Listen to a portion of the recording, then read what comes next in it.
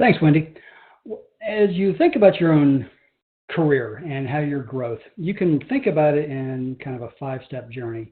And you begin at the bottom portion of managing yourself and then leading by example. And then as you grow, you start to manage others, you start to lead teams. And as you grow in your leadership ability and your accountability, your span of influence also increases. And then if you want to grow further, you start to manage department and leading teams, then locations, and then the enterprise altogether.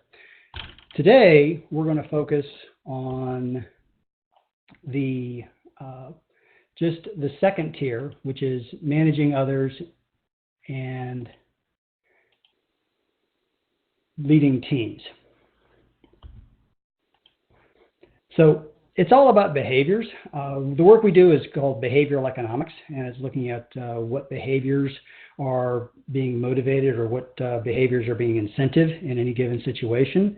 And if you think about it, everything in your life is all about behaviors. Your ultimate success and even your survival depends on your ability to govern your behaviors.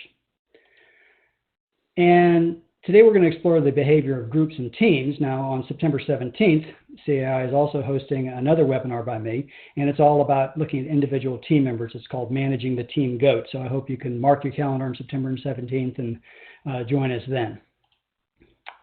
So today we're going to talk about improving team effectiveness, and the stage of team development and health and maturity kind of grow along in these stages. So we're going to talk about the stages, we're going to talk about diagnosing, and then we'll end up with discussions and questions. And a special offer for those who stay to the end of the cast will be made at the end, and we'll talk about that at the end of the podcast. So first of all, we're going to begin with team med school. All right, we're all going to become doctors of our thing, and we're going to learn to diagnose. So we're going to med school now. When you're looking at team success, you got to have engaged employees. They got to have the skills and abilities to do it. They've got to be engaged. You got to have leadership who are transformational, thinking about, because people do more when they feel like their work has meaning. If they feel like they're adding something to their community, to themselves, to what they're doing, and the work has meaning. And then you got to have well-designed systems and processes, and all of these lead up to team success.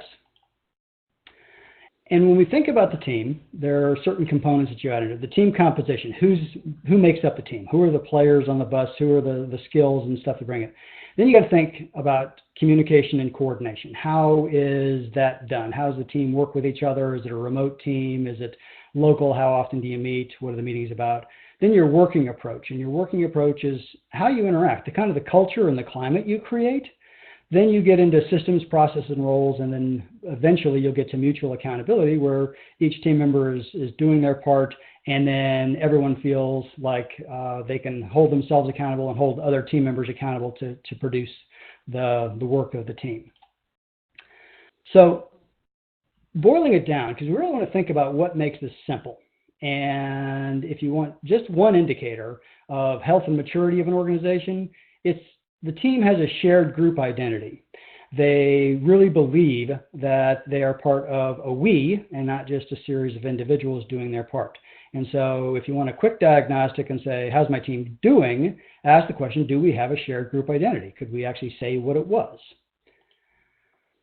So health and maturity, it's not a static thing. Just like the healthier you physically, it's an ongoing process. And health is not the absence of disease. It's actually the presence of an optimal healing process. Every day we're being attacked from all kinds of different things physically.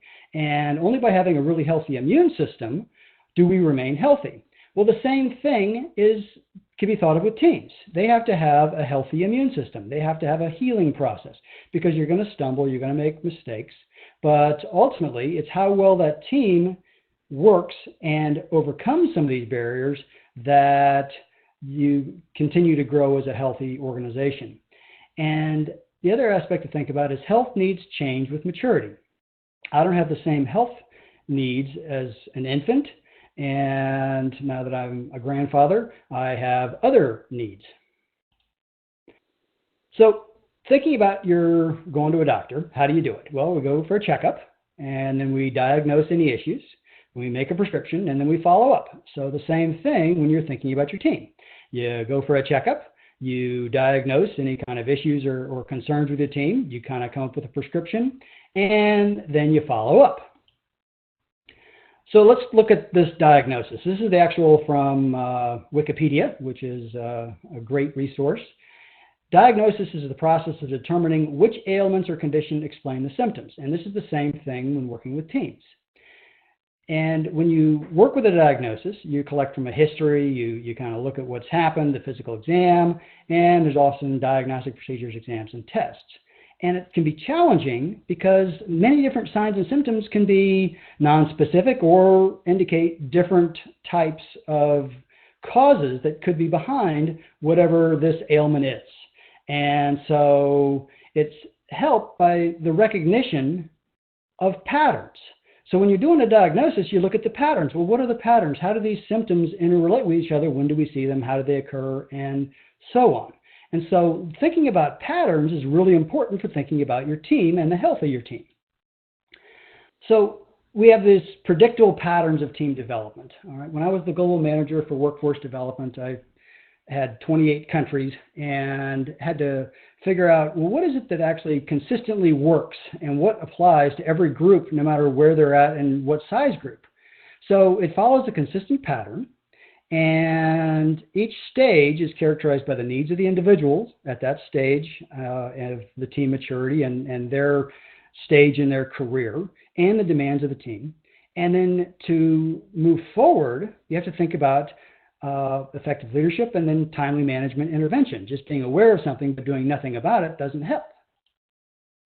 So we think about the stages in 5 ways. Forming, we get together and we're trying to figure out what we're going to do, establish a common vision, develop the team, coordination, communication. We're just trying to get together. And if you think about this in real simple ways, when I first meet you and we're going to do something, your first question is, what are we going to do? What's the purpose? Why are we here? Do I trust you? And what's in it for me? Is this going to be good for me?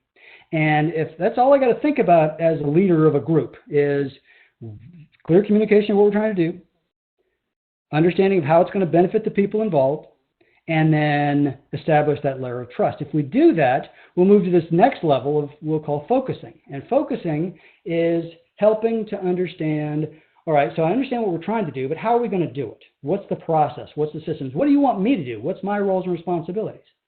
If I don't form well, I stumble. I get false starts. I get frustration. I get meetings that go nowhere and meetings to talk about with more meetings. And I need to come back and figure out what I missed and think about it. Did I not explain what we're trying to do? Do people not trust me, or do they think there's nothing good in it for them? So if you have some people that aren't really working well, then ask yourself those 3 questions. Is there some benefit for what they do? If you focus the group and you develop the systems and roles and responsibilities and you solve any kind of problems that exist, then you start to see increased commitment. People start to feel like, hey, this is great. I feel like we're part of the team. They're showing up. They're asking questions. Hi there. I hope you enjoyed that last clip.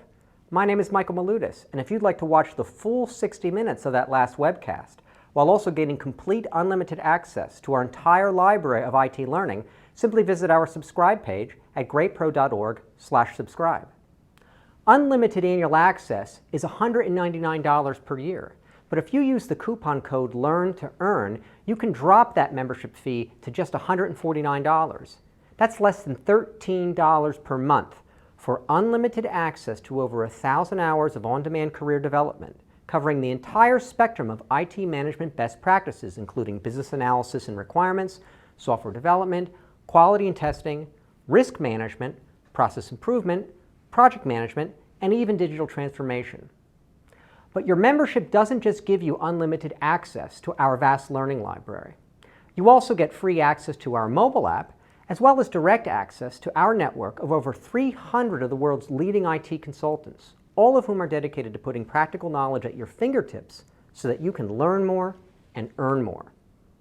I hope you will join me in becoming a member of the Great IT Professional and advancing your career with us. And if you're on YouTube, don't forget to hit that subscribe button above so that you get notified whenever we publish new free webcasts each week of the year. Thank you for your time and best wishes for your continued success.